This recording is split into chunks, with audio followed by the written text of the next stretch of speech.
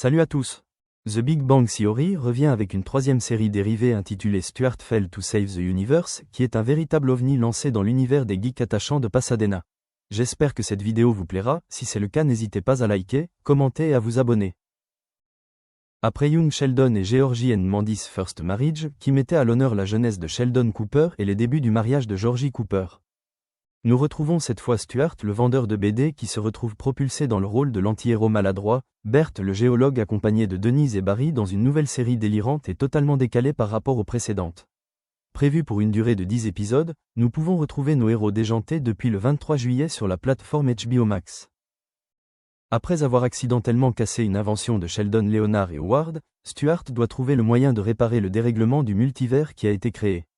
Aidé par Bert, Denise et Barry Kripke, il va traverser plusieurs mondes parallèles, explorant chacun un thème de la science-fiction, le premier nous plongeant dans un monde post-apocalyptique habité par des humains survivants tant bien que mal, par des zombies et des monstres, le deuxième nous envoie dans un univers contrôlé par une intelligence artificielle maléfique et le troisième dans un monde où la magie existe et où les scientifiques sont criminalisés.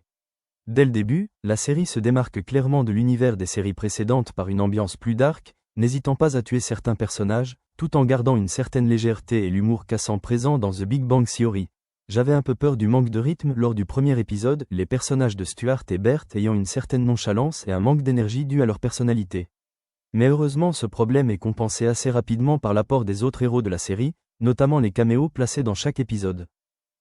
Raj, Penny et Bernadette apportant de vraies bouffées d'oxygène et de la fraîcheur au scénario. En tant qu'immense fan de The Big Bang Theory, les revoir à l'écran, même dans des rôles différents est un vrai plaisir. Le personnage de Barry apporte quant à lui un côté politiquement incorrect assez savoureux, typique du personnage qu'il campe depuis plus de 10 ans. Le format en lui-même me faisait également un peu peur, 20 minutes par épisode semblant relativement court pour pouvoir traiter correctement un pan entier de la science-fiction, les 2 premiers épisodes donnant parfois l'impression de mériter d'être davantage développés. Néanmoins, les différentes histoires sont toujours aussi bien écrites, le rythme est assez soutenu pour nous maintenir en haleine et la série gagne en intérêt et semble monter en puissance au fur et à mesure des épisodes. Il me tarde de voir l'évolution du scénario et les futurs caméos. En bref, même si cette série n'a pour le moment pas pour vocation de rivaliser avec sa grande sœur et ses 12 saisons, il s'agit d'une sitcom rafraîchissante pour tous les fans nostalgiques des aventures de Sheldon et Leonard et elle dispose de toutes les qualités pour faire au moins aussi bien que les autres spin-offs de l'univers mis en place par Chuck Lorre.